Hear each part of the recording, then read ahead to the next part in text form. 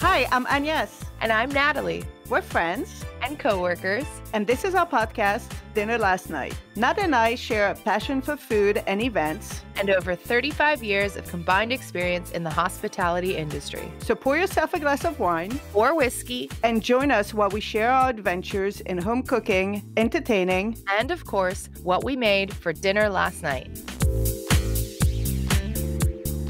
Hi everyone! Welcome to another episode of Dinner Last Night. We wanted to start today with a little bit of a disclaimer. We just wanted to let all of our listeners know that we record these episodes 2 to 3 weeks in advance of when they are actually posted for you to listen to. So if you hear us talking about gatherings and things like that, don't be alarmed, especially if wherever you are, gatherings aren't allowed anymore. It's because those gatherings happened in the past when we were allowed to do them. So yeah, that's just our little disclaimer. So to start today, we actually have a whole bunch of results from some of our Instagram story polls that we thought might be fun to share. But first, hi, Agnes. Hi, Nat. So from our dinner party episode, we had a question about whether or not you would measure your cheese and focaccia as accurately as Agnes did for Owen's birthday party.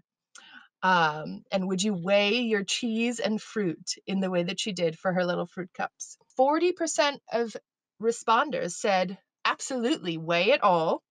And 60% of people said, who has time for that? There are two types of people in the world. Now, the next question from this episode was even more closely split. It was a straight 50-50 split over the anxiety-inducing question for me of when you go out to eat, do you stack your empty plates for your server? 50% of people said no, and 50% of people said, obviously, I'm not a monster. That's awesome. I think a lot of our listeners are probably food and beverage people like us. And then for our first Thanksgiving episode, we had a lot of fun poll questions up there. So the first one was, what's your favorite part of Thanksgiving, the eating or the getting ready? 38% of people said getting ready, which I think, Agnes, was probably just you and me. And the other 62% said, obviously, it's the eating.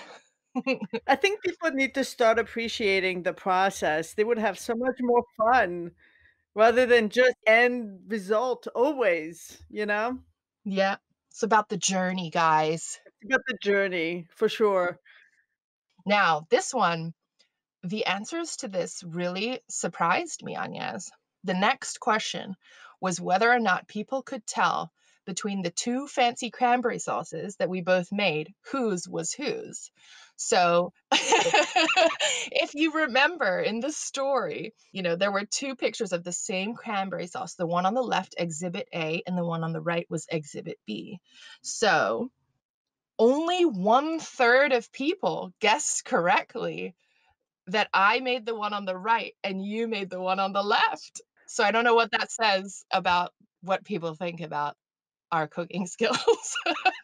I don't know. Well, that picture, I literally took that picture after I had already taken some of the stuff out, and I was so excited to show you I took the picture for you.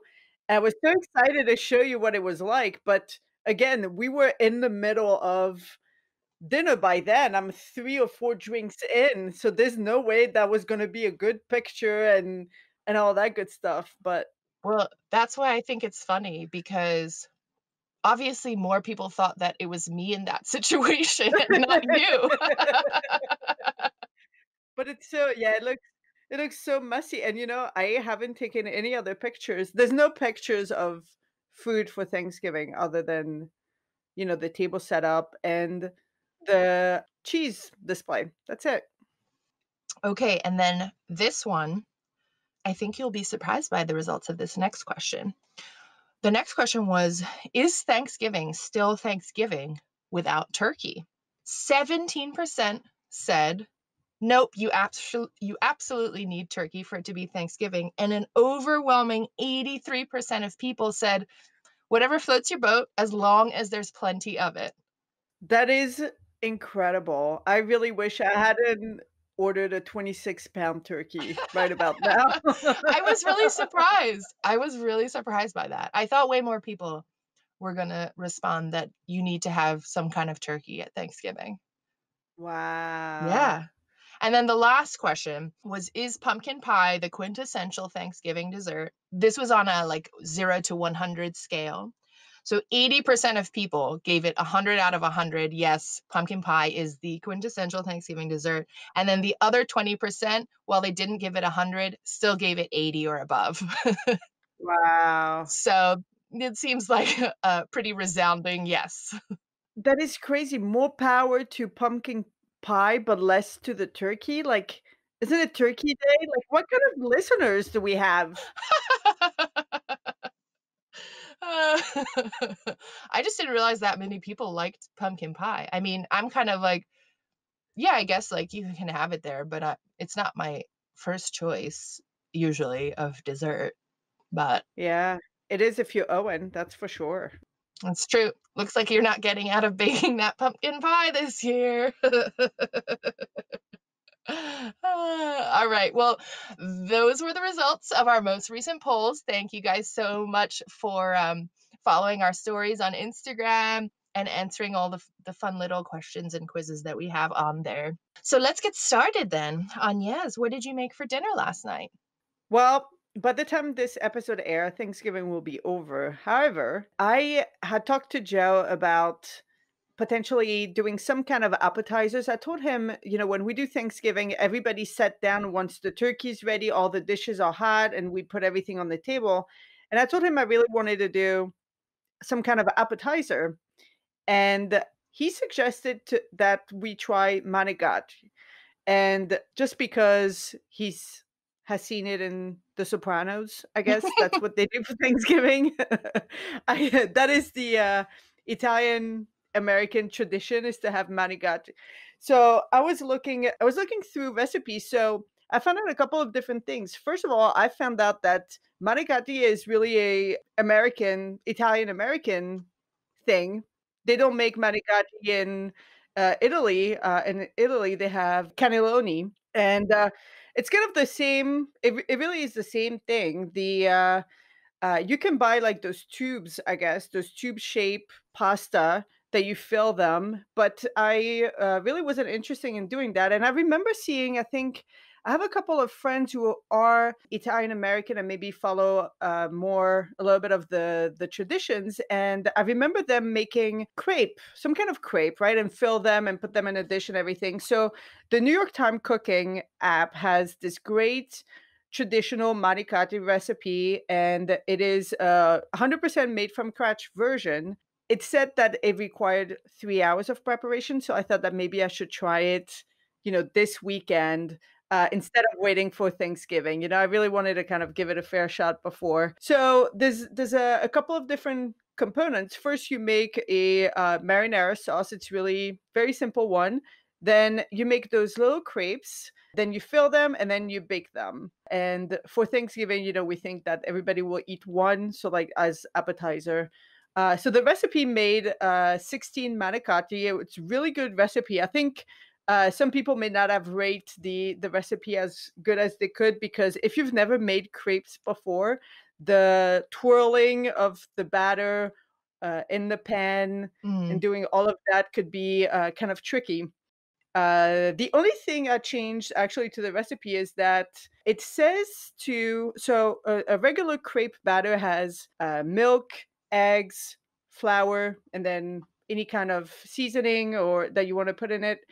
And this is kind of it's a crepe batter, but it's really heavy on with eggs, flour, water. There is no milk in that batter, a little bit of salt, and but it does say you want to make the batter without any kind of clumps or anything like that, right? Well, mhm. the only way to achieve that is to use the Julia Child's method for crepes, which is to put everything into a blender.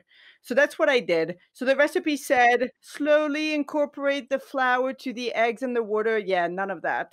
none of that. I just put everything in the blender, blend it at a high speed for about 30 seconds, and then it was done. You let it rest in the fridge for 30 minutes, and then voila, that was great. Then I had my crepe pans, made my little crepes.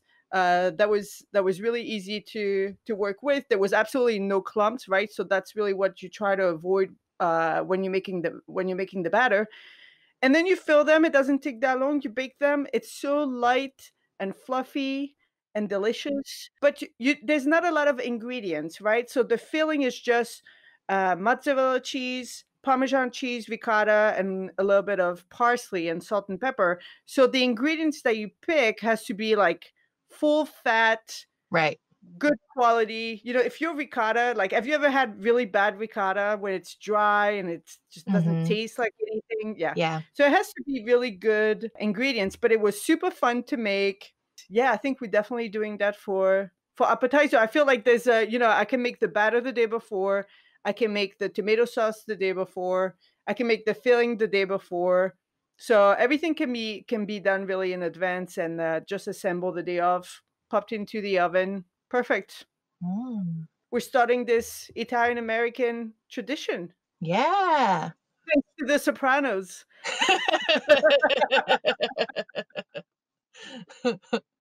I feel like Joe is, like, dating himself there.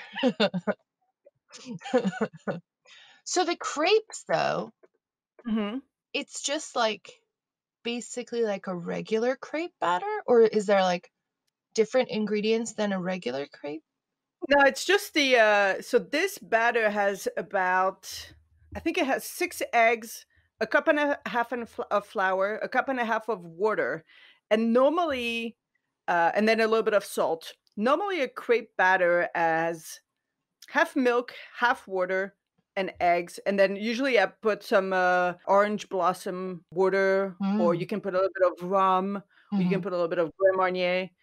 Or if you make a savory one, then you don't put any of that at all. So it's the same ingredients, it's just the proportion. This was really heavy in eggs, so that's why it smelled like pasta. It was really yellow. Right. And it holds better to the cooking, right? So it was Mm. a lot of eggs. Normally, if you make the batter, I think my crepe batter recipe, you only put like 1 or 2 eggs. This has 6 in it, right? So it's really high egg content, and then Mm. as much water as you put flour, whereas the crepe batter, traditional French crepe batter has much flour and then half water and half milk.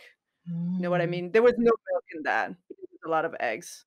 But I think putting it, as I said, putting it in a blender gives you a really smooth batter, and then you have to leave it in the fridge, I think, for normally the French one, we leave it in the fridge for a couple of hours just so that your batter doesn't taste like flour. Not make crepe batter and then make your crepes right away, right? You have to let it sit in the fridge for a little bit.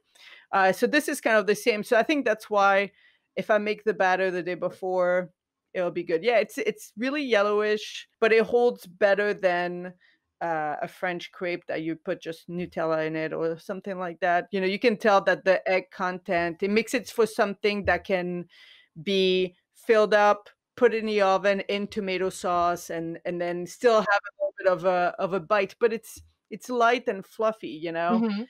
And, but that was a really good recipe. Even the marinara sauce recipe for that, it was really simple. It was just a couple of can of whole tomatoes, garlic, fresh onion, and then at the end you just put in some basil. Very, very simple, very small ingredient. Same thing, because there's not a lot of ingredients. I use San Marzano tomatoes, just like a higher grade. I think that's the trick when you're making recipes like this that don't have a lot of ingredients. It's really to try to get the best ingredients possible. Yeah. That tomato sauce kind of sounds like what's her name? Marcella Hazan's. Her, like, tomato sauce Yeah, it's really simple like that. It's just the whole tomatoes. I think hers has butter, yeah, like the onions, just, like, whole in the pan, and then you just let it simmer and simmer and simmer and simmer. yeah. This was an hour and a half, and then you let it cool a little bit. It was very tasty. The whole thing was very, very good. Yep. And it's fun to make. I like the making the different component and then assembling everything. Yeah. What did you make for dinner last night? Oh, so this week I was looking back at everything that I made for dinner this week, and I realized that without planning it, I had basically done like real like comfort foods every day of the week. Um, so like one night I made like a Velveeta mac and cheese. So I had like leftover Velveeta for. Why would you even have Velveeta? Oh, so it's a funny story, actually. I don't know if you remember, but this Velveeta has been in my fridge for months, like back in the summertime, back in like August. It can stay in your fridge for months. I think that's the problem right there. I know. But so like the only reason I ever buy Velveeta, but it was this big thing in the summer that I couldn't find it anywhere, like in the store. I was like, I knew that the grocery stores, I knew that the store had to have it. I just couldn't figure out where it was. So I eventually found it. And then the reason I was looking for them is because the only thing I ever make with Velveeta is these like cheese, like spring roll kind of things that my mom used to make for like parties when we were kids. These are a really great like party snack. It's just, you just take like a spring roll wrapper and you cut the Velveeta because it comes in a block. It's perfect for this. You cut the Velveeta into these like long, I don't know, like maybe as long as like two fingers into these long strips. Yeah, like a French fry. And then you take like some red pepper, or you can use any pepper you want, but I usually do like red pepper or like yellow pepper. You cut a strip that's about as long as the cheese, and then you just roll it up, and then you pan fry them. And because Velveeta melts, like is so melty and it does it so quickly, by the time the spring roll is like browned, when you bite into this, it is like the cheesiest, most delicious, gooeyest snack. So at one point in the summer, I was craving that. So I made those, but I only used half the block of Velveeta because it comes in this giant, like, I don't even know, 3-pound block. So I had this Velveeta in the fridge and I was like, what am I going to do with this? I don't even know anything else to make with it. I was like, what do people make with this? So I was looking online. I was like, mac and cheese, I guess. Mac and cheese, yep. So I did it. Found a recipe that was like half and half of like Velveeta and like a sharp cheddar. So actually, it turned out so good though. Like so creamy and cheesy. I was like, oh, this is why they call it liquid gold. So yeah, so that was one of the comfort foods. And then another night I had bought some like really nice fresh papardelli recently. So I was thinking of what to make with that, and I was thinking back to this Italian restaurant that I had worked at when I first graduated from college. And they served the best like angel hair fra diavolo, and I was craving it. So I was like, you know what? I bet you I could do like a pappardelle fra diavolo. I love Papardelli. Pappardelle is so good. And fra diavolo, pappardelle is easily like, if not the best, then one of the best pasta shapes, Yes. noodles, whatever, what have you. Yes. So versatile. Yeah. So I made a pappardelle shrimp fra diavolo. I love fra diavolo sauce because it's a really, really easy to make. It's not actually that far off from the tomato sauce that you made. Like you just need to add some alcohol and red pepper flakes, basically. And then you have fra diavolo. That's what makes it fra diavolo is it has, so I use like white wine. I think you can make it with some liquors too.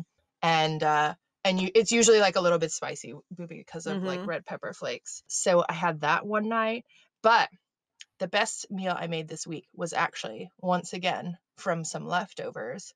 So one night I made corned beef and I made potato gratin again and like some green beans. So that was a delicious meal, but the better meal was the one I had the next day, which is actually the thing that I made last night. So I had all this brisket left over. We probably only ate, I don't know, half of it or like a third of it. I was like, what am I going to do with this corned beef? I've talked about it before, this like braised beef and daikon dish that I used to eat a lot as a kid. And that's usually made with brisket. Obviously not corned beef brisket, but it's usually made with brisket. So I was like, you know what? I think that I could probably use this already cooked corned beef brisket and make that braised beef. I didn't have daikon, but another way that braised beef is often served is over like wonton noodles. And you take some of the sauce, and put it in the broth too, so the broth becomes Mhm. like thicker and it gets like more rich. So yeah, so I took a recipe that I had for that braised beef and I just followed it exactly, except I didn't have the daikon and I simmered it for less time, because obviously the beef was already cooked. But it worked like a charm. It was still so like it wasn't so tender like the traditional dishes where you're cooking Mhm. from raw, but it's also that one is also simmered for like many hours. This one I still simmered it for maybe like 2 hours though. And the corned beef, it really did start to like break down and get real soft. Like you didn't really need like we ate it with chopsticks. We didn't need like a knife to like cut it or anything like that. So yeah, so I had that over wonton noodles with like some wontons and some bok choy, and it was just so delicious. I have a question for you. So did you buy the corned beef already made? And is corned beef corn brisket? Is that the traditional? Is that what it is? Corned beef is corned brisket that is, I guess, Yeah. cured, right? Mhm. Yeah, Okay. so corned beef is usually the cut is usually brisket.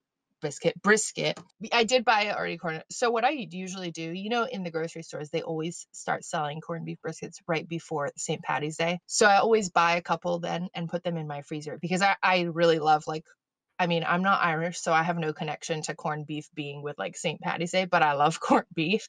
So I always buy a couple and put them in the freezer at that time of year.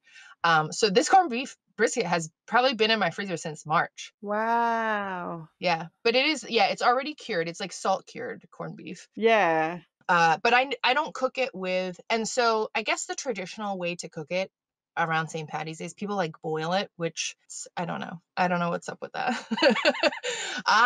So what I do is because it's cured, it's really salty, right? So what I do is I actually boil it twice. I put it in like a pot of water and bring it to the boil, and then dump the water and then do it once more to like get rid of some of the salt.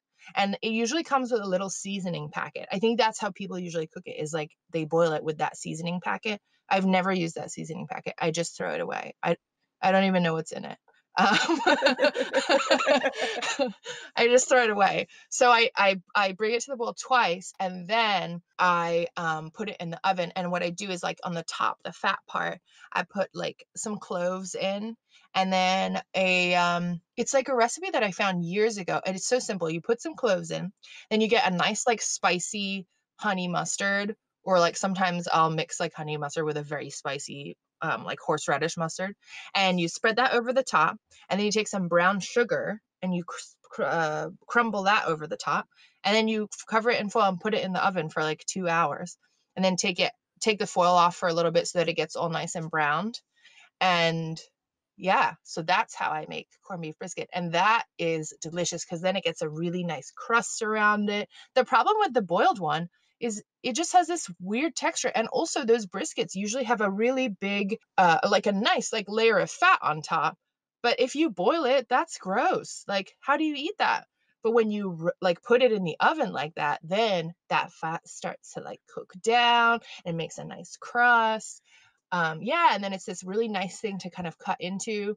And it's great too because the leftovers for that you can do anything with. I've used it in hash before. Right. I've used it to make Reubens. I've used it in mac and cheese actually before. When I've had just a little bit left over, I've just kind of like chopped it up into little bits and like cooked it into mac and cheese.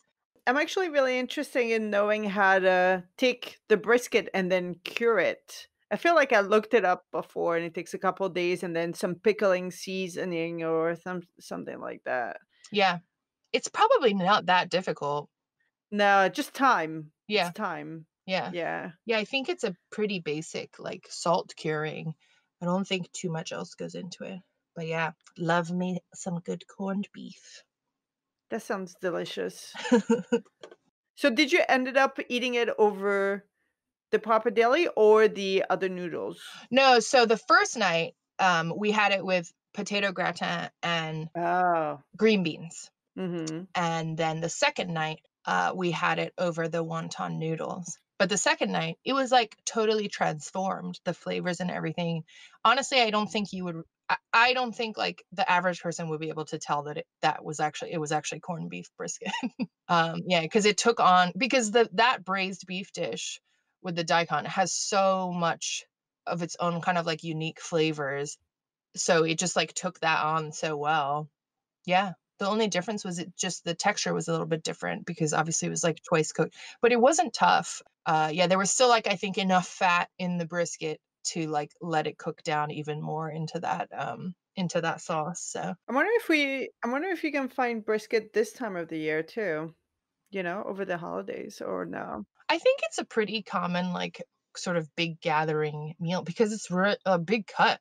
Um, Yeah. Probably. Yum. Sounds delicious. Yeah. Alright, well, shall we move on to the theme of this week's episode? We shall.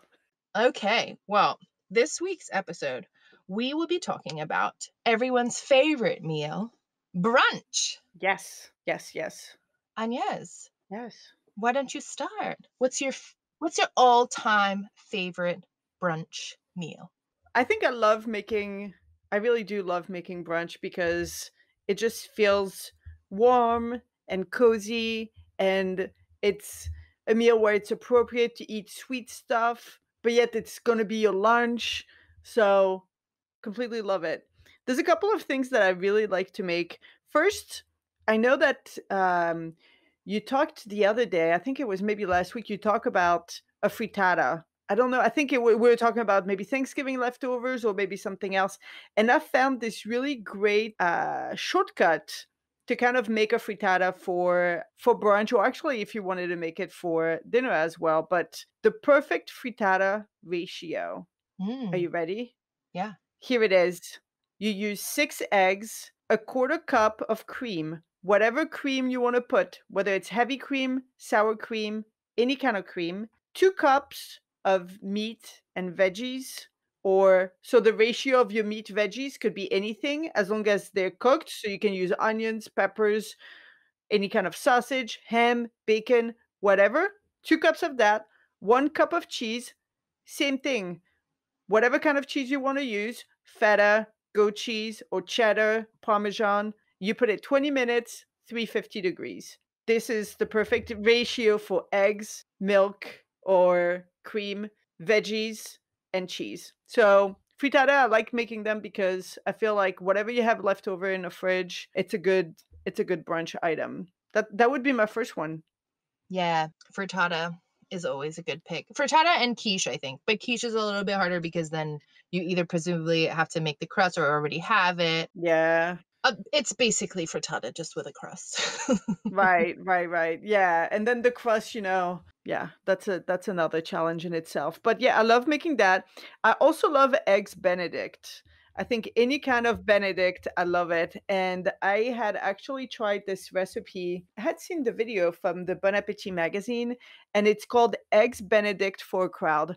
So I don't know if you're ever in my situation, but if I make pancakes or if I make waffles, if I don't keep them in the oven, then my family is eating without me, right? Like I'm Mhm. right here standing making the stuff and here they are eating. And then if you put a waffle in the oven, sometimes it doesn't stay. It's not as good as when it's just made. So anyhow, this recipe is called Eggs Benedict for a Crowd, and it teaches you tips and trick on how to prepare your eggs and how to prepare your hollandaise sauce so that you can do everything ahead and then we can all eat at once.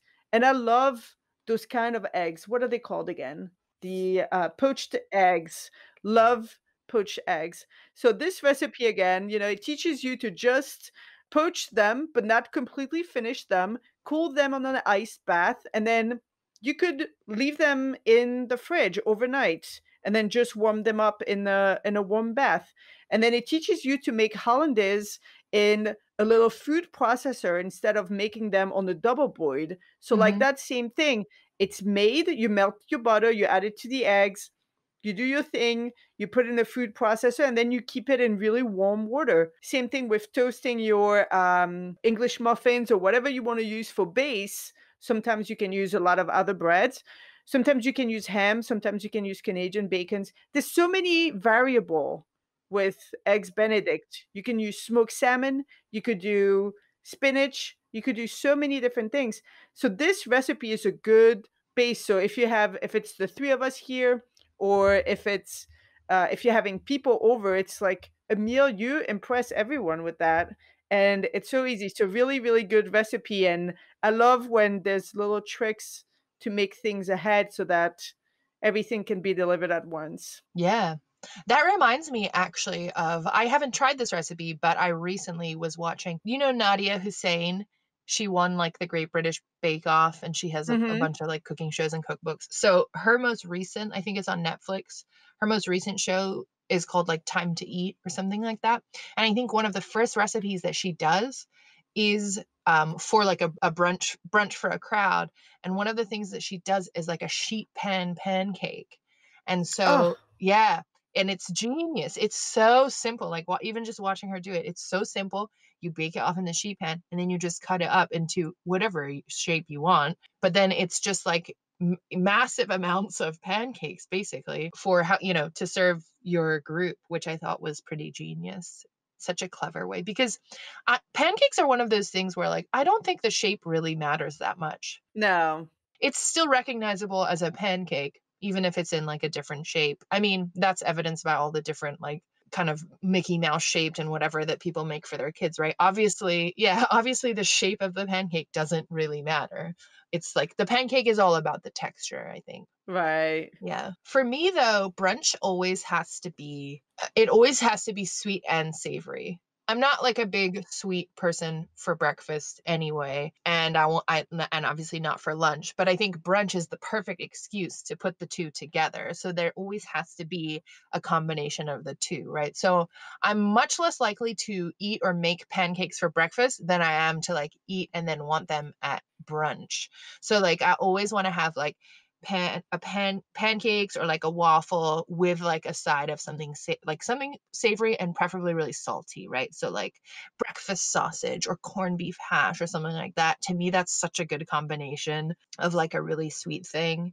But in my head, when I was thinking, before we recorded, I was kind of thinking about to me like what is like the ideal brunch. For me, it's always dim sum. It's just like to me like dim sum is, I mean, in very, very general terms, dim sum is basically just Cantonese brunch. So for me, like there is no better time of day to eat it than between breakfast and lunch, or like in lieu of breakfast or lunch. Yeah, it's just the best. Plus, dim sum is so great because you just have so many options. And I like to have a little bit of everything. And so it's great too because you can get not just like a mix of sweet and savory, but you can there's so many textures and things like that. But it's actually so the term like eating dim sum really has basically become like the Cantonese version of brunch. Like it originated from like tea houses where people would go for yum cha, and yum cha, it literally means drink tea. So like yum cha was like if you went for yum cha before, you were going to like drink tea and then also have like a couple of snacks with your tea. And Mhm. that's how dim sum started. Originally, dim sum was just those couple of snacks. And eventually, they started to develop so many more different kinds of dim sum and it became so popular that then it just evolved into this whole meal. And so now, when you say like, let's go for yum cha, it just means like, let's go eat dim sum, which basically means let's go have brunch and eat dim sum and drink tea. Is there anything sweet though? Oh yeah. Yeah. So a true dim sum house will always have a bunch of different things, right? So people know that there's dumplings, right? Like Right. soup dumplings or siomai. People like siomai a lot.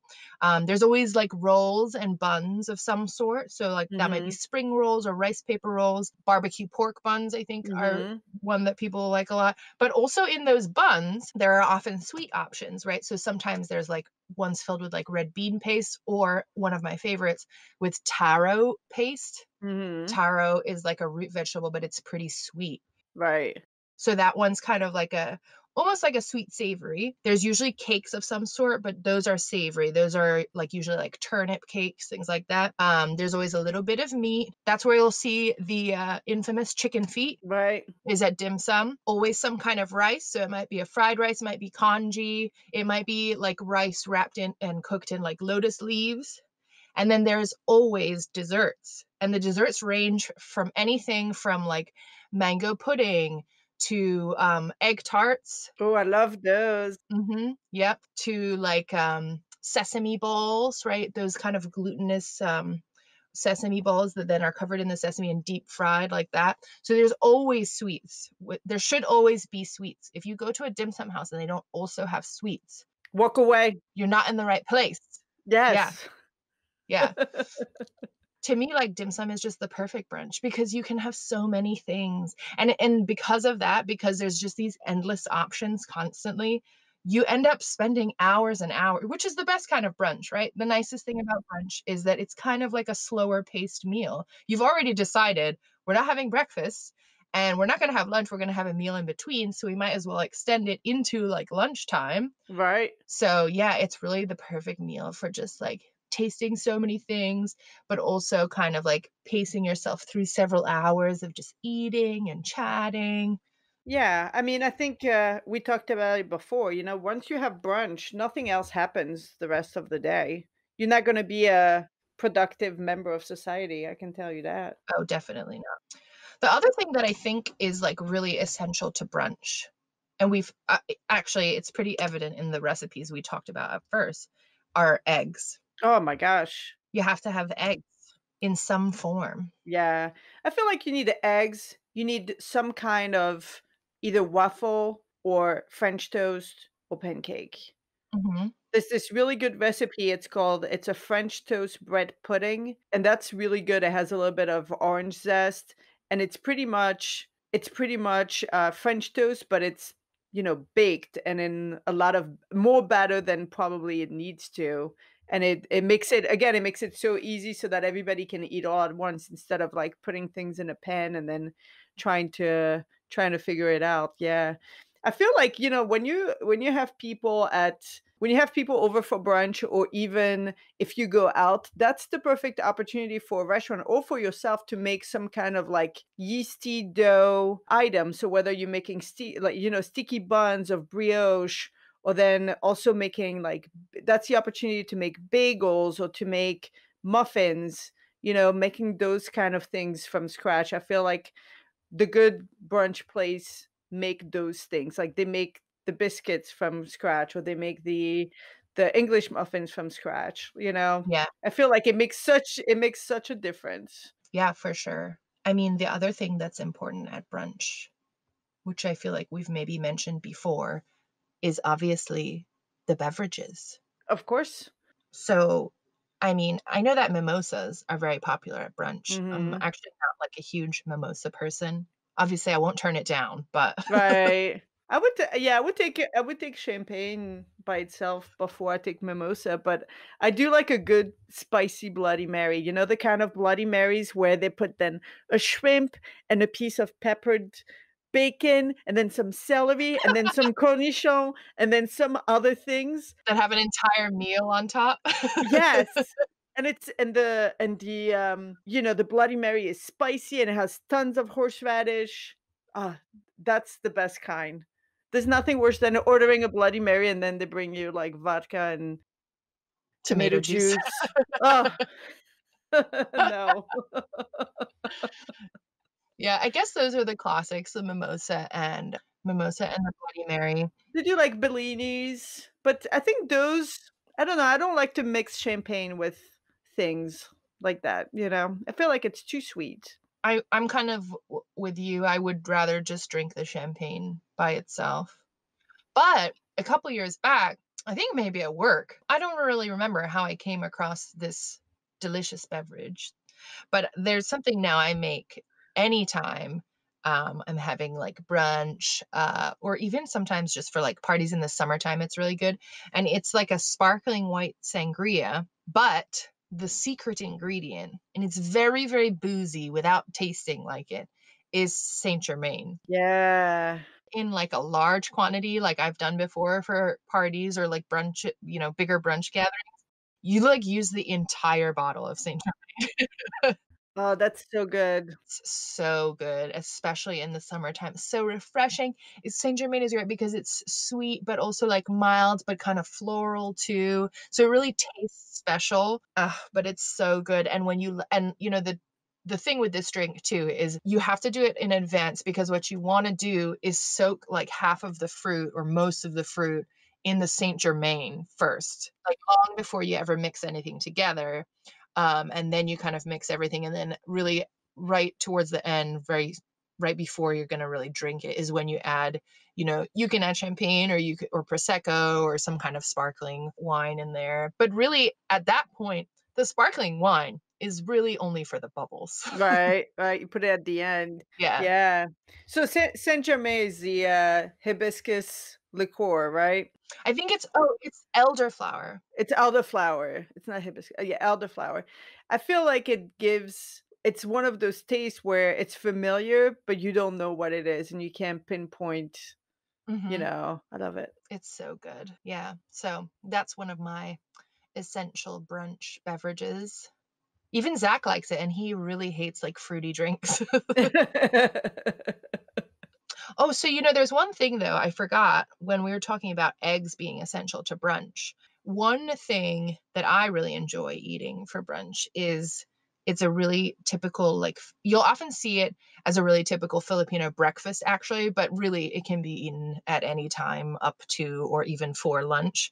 And it's called, like, silog.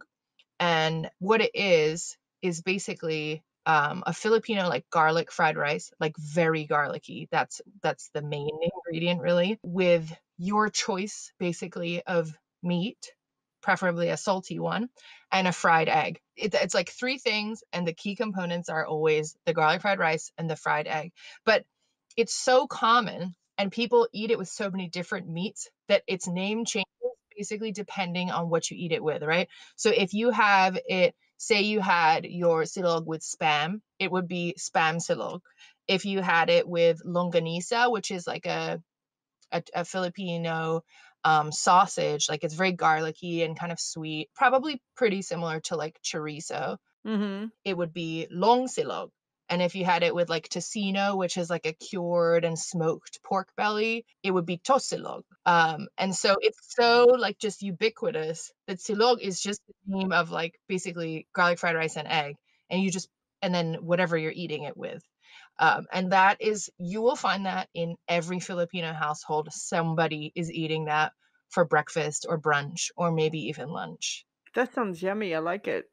It's very good because you usually eat it with, like, cured meats or, like, real salty, very, very savory meats. Yeah, and then the egg, you gotta make sure don't be cooking that egg yolk all the way through. You need that runny yolk so it gets into your rice. Delicious. Sunny side up. Sunny side up. Mhm. I love it. Yeah. What else you got for brunch? I talked about sticky buns. I love making those because you can make them you can start them the day before and then bake them, do the proof the morning of and then put them in the oven. That's always a good one. As I said, I love making yeasty dough. What about you? You know what else are good for making for, like, a large group, as specifically with, like, eggs again, is, like, anything like a shakshuka, where you're essentially it's going in the oven and you're just, like, adding the eggs right before it goes in the oven and you're letting it cook. Yeah, like a shakshuka. You can even do it I do it a lot with, like, a hash. So I'll make a hash depending on the leftovers I have, I'll make, I don't know, some kind of hash. Sweet potatoes good for this one. Right? Right? And then I'll just, like, open up a bunch of eggs on the top and put it in the oven. That's always really good. That's a good, like, family style brunch right there. Yeah. Yeah, that sounds good. I don't know if I would like we've made it at work before, like the scooping of it and then putting in the plate and then it's messy, right? True, true. I think that's good for, It's like good for families, yeah. yeah, yeah, yeah. Mhm. It's a little messy. But, this website called, Sally's Baking Addiction, and she has tons of, like, baking, brunching, stuff on there. She's a really good, has a lot of good resources if you wanna make things. Yeah. Really, what we've discovered is anything can be brunch as long as it has eggs, Mhm. something sweet, and something savory, Yes. pretty much. And served with alcohol. And yes, of course. Yeah. That's a secret for brunch. Yeah. That's the brunch rubric. Yeah. I feel like brunch is such a good I feel like a lot of people talk about brunch and talk about the heavier breakfast during the holiday season when they have to visit different families at different time because they're doing maybe opening of the presents here and then spending the rest of the day there and then doing all of those visits to family members. So I feel like people pay more attention to brunch and heavier breakfast that time of the year. Oh, definitely. I think because people tend to also have more people, like, staying in their homes with them, right? And that kind of thing. So, yeah. So you kind of like I think with over the holidays, right? Especially when you have like family, maybe from out of town or that kind of thing, staying with you. It's brunch is also a great meal because it's one of those things where you make it because you also don't know when like people are waking up, right? Like you Right. might have some people who get up at the crack of dawn and then some who sleep in. And brunch is great because you can make it at this kind of in between time. But then oftentimes it's also something that can kind of sit for a while. So it's Yeah. okay, if like somebody's teenage kid sleeps until noon and they can still have some brunch to eat. Um, but yeah. Yeah, that's why I think the silog really, to me is like a brunch thing because especially over the holidays when we'll have a lot of family gatherings or we'll have family staying over or we're staying over, you just like every morning, somebody gets up and starts making that, making some Wow. of like the garlic fried rice, frying off a bunch of eggs and like a whole platter or dish of whatever meat you're gonna put with it. So there's just been so many times when I've woken up in the morning, gone downstairs, and I'm like, "Oh, have some salad." Yeah. All right. Well, I think it's maybe time for our last bite. Yes, it is. It is. Do you want me to start? Yeah, sure. Okay, perfect. So my last bite today is this book, and I think I posted it on social media. It's called Dessert Person, and it's by Claire Safitz. I think she's not. I think she works for Bon Appetit magazine, and she's done videos and things like that. And that book. So first of all, the cover is beautiful, and the title is Dessert Person: Recipes and Guidance for Baking with Confidence. And I when I opened it, I loved it because it's very almost classic vintage look and timeless. It's a timeless Right. book. One of the things that I really enjoyed though, because I'm neurotic, like is that it has a recipe matrix at the beginning. Wow. So what it does is that it tells you the difficulty and the time of all the recipes that are in the book. Oh, So wow. something that is really easy and doesn't if you want to make something easy that doesn't take a lot of time, boom, you can see here you have all-purpose crumble topping, or you have your honey almond syrup, or you have your, cornbread right here. So it's easy and it doesn't take a lot of time. If you want to make something really difficult that it's going to take you maybe a couple days, you can do, for Mhm. instance, the croquembouche, or you can make the fruit cake, or you can make a little bit of everything bagels, and it gives you the page number. I thought that was Oh, awesome. so incredible.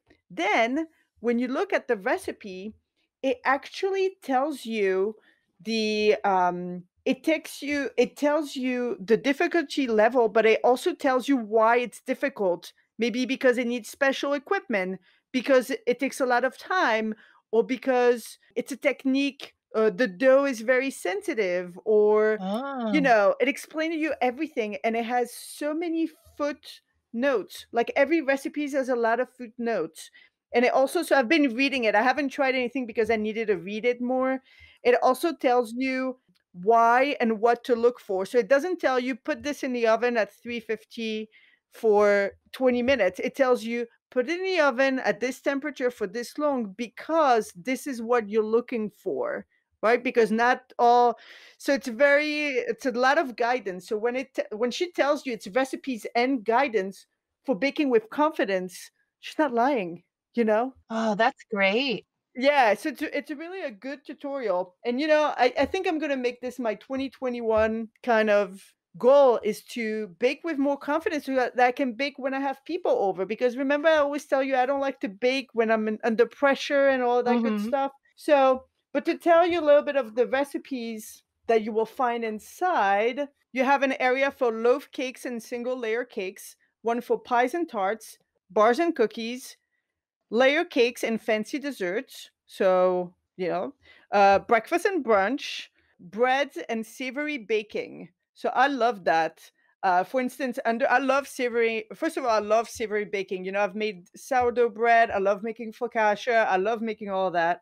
It has a recipe for miso buttermilk biscuits, for instance, Mm. honey tahini challah bread, or pigs in a brioche blanket. Ooh, I know, that sounds Ooh. amazing. Or feta za'atar flatbread with charred eggplant dip. So Ooh, yeah, yum. she's a recipe.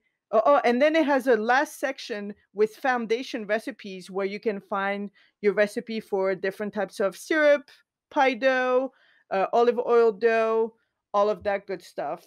So I'm Mm. excited. So the cake actually on the top right here on the cover is a olive oil cake, upside down, blood orange olive oil cake, and I think that's going to be the first thing that I make. But I'm really excited about it. I thought that was really well done. I think she's a recipe developer, so she creates recipes. So I know by the amount of footnotes and all of that is included. I feel like there's a method to the book. I mean, that matrix is incredible, right? So there's a method, Mhm. and I know that I can trust the recipes. So Yeah. Yeah, that's great. I love that what you were describing, that she, doesn't just tell you, put it in for this long at this temp, but like what you're looking for. Because I think that's always the challenge for me too, right? Is like it says this much time, but I don't really know what it's supposed to. I mean, sure, there's some things I know what it's supposed to look like, right, but even something as simple as like a recipe that says when you poke it with like a toothpick, it should come out clean. That's already so much better than one that just says put it in for this much time, or like, or even just like until it's brown and crispy on top. Like that's not a good, right. like but I don't know what it's like inside, you know? Yeah, especially because baking too is so dependent on like your oven, which everybody's is different, sometimes wildly different Right, right. than like whatever the average person's is. Wow, that's great. I might have to get I know, it. and I feel like some of the recipes, well, as I said, I love that she has savory recipes in there, but some of the recipe I feel like are classic. She has quite a few French dishes, the tarte tropézienne, the gâteau basque. She has also just a confetti layered cake that you can make, like a nice just layered cake with buttercream icing, like I want to be able to whip that up for a dinner party. Yeah, that's exciting. That sounds like a good one. Yeah. What about you? So, my last bite. Well, first of all, I had a really hard time deciding what my last bite would be tonight because I don't know, for some reason this week, I've just discovered so many cool and new like food related things. So, but I went with this one. I was just doing like a lot of kind of random research about things. Wikipedia is like my best friend. Right. So, but I just discovered that Wikipedia has a whole portal dedicated just to food. No, it does Like, if not. you go to Wikipedia, yes, yes, if you No. go to Wikipedia and you type food portal, it brings you to this whole nother thing. It's called Food, a portal dedicated to food and foodways. And there's like an introduction that has like this beautiful big like panoramic image that changes every day. And then there's like two or three featured articles, right? So like today, one of the articles is about some Italian restaurant in New York. One is an entry for English cuisine. And then another one, a selected article, is about like meat. And then there's like a selected image every day that changes. So today's it's this very close-up photo of like a boysenberry. And obviously it links to like the articles and stuff about it. There's a selected ingredient every day, a selected recipe. Who write this? Well, so I think that Wikipedia compiles it, but really what it's doing is just compiling from the articles that already exist. Oh, I see. Yeah, so it's just like a really cool way, I think, to discover more like of what's on Wikipedia. So like today's selected recipe is actually the entry for kimchi, which we've talked about a lot. And then they also have a selected biography that changes every day. So today it happens to be Julia Child. Wow. Yeah, That's and then so there's cool. another box that has like, it's just called Did You Know? And so like there's changing every day it changes with like new like random food facts. And yeah, and then it has all these links to other related portals, which is even crazier because not only is there a portal dedicated just to food, there it's like the food portal, by the way, is broken down into like beverages, cooking schools, dining, food industry, etc., all these different categories.